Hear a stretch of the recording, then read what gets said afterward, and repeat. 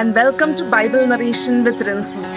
Today I will be narrating Genesis chapter 1. Before doing that, I am going to give you an introduction of the book of Genesis. The book of Genesis is called as the book of Moses. So basically, Moses has written 5 books, that is Genesis, Exodus, Leviticus, Numbers, and Deuteronomy. As we focus in the book of Genesis, he talks about the creation and later on the descendants of Adam and Eve. And it comes to the righteous man Noah, who has been selected to be saved from the flood that has been sent to destroy the whole of earth. Later on, the descendants of Noah continues, and there is Abraham, who is being chosen as a faithful servant of God. He's been famously known as the father of faith. You can see Abraham's descendants growing in abundance. Now what happens is these descendants who are over there, they flourish in Egypt just because of Joseph. And then later on in the further books we see how God brings them to the promised land, Canaan, which God had promised them before. So now coming back to Genesis chapter 1. Now in chapter 1, the first 2 verses describes the state of the earth before the 6 days of creation. Now the 6 days of creation, before it, the earth was formless, void. There was full of darkness around the earth, and the Spirit of God was moving above the waters. That is what we see in the first 2 verses. Now coming to the 3rd verse is the first day of the creation, which God starts off. Now the first day of creation starts in verse 3, where God commands for light. Seeing that the light is good, he divides it from the darkness, calling the light day, and the night darkness he calls it night. Now this is the end of the first day creation. Now the second day of creation is in verse 6 of the first chapter. Now in verse 6, where God commands the firmament in the midst of the water, dividing the water from the water, divided the water which was under the firmament from the water which was above the firmament. God called the firmament as heaven. Now the 3rd day's creation is in verse 9. He commands the waters in the heaven to be gathered together in one place, letting the dry ground appear, and he calls the dry ground as land, and the waters that are gathered to one place, he calls them sea. God commands the earth to bring forth green herbs as well as fruits of its kind. Now comes the 4th day.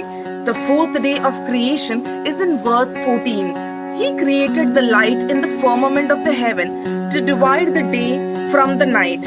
He made 2 great lights, the greater light to rule the day and the lesser light in the night.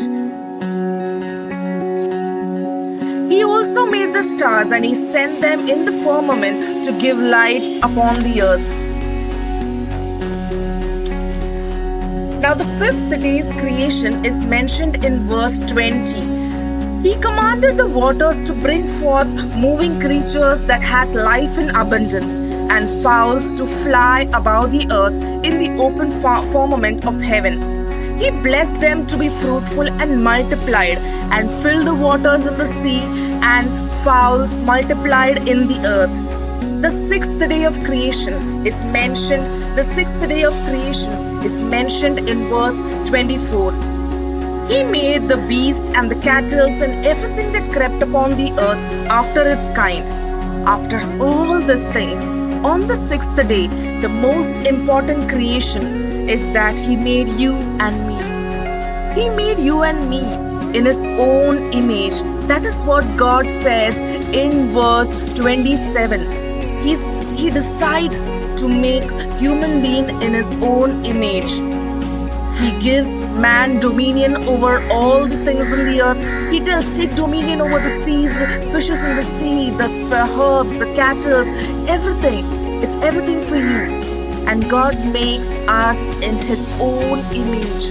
That is what touched me.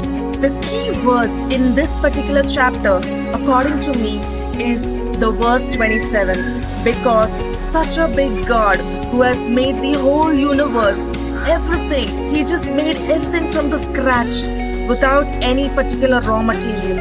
But still, he considers us and makes us in His own image.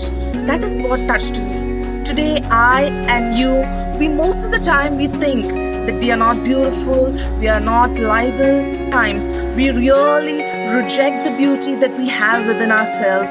We always think that, oh, I am dark, or else I am having a lot of blisters on my face, or else this. What God has done is He has created each one of us. There is a lot of beauty, but He has created each one of us carefully, molding our ears, nose, our eyes, everything as it should be. We are all different and unique. The reason is that because he has different plans for all of us. But we at times think of comparing ourselves with others, and then we think we feel dejected just because we are not like just somebody else. Remember that He has made each one of us unique in His own image. So please do not let yourself down, because God is the one who has created you and you are His image. So keep shining for the Lord and not forget that you have been made in God's own image. Thank you for hearing the narration of the chapter 1. So the next video will be on chapter 2. Stay tuned to this channel, like, share and subscribe to this channel so that you may get a notification as soon as I upload a video. For that, please do press the bell icon so that you can get a notification as soon as I upload the next video. Thank you.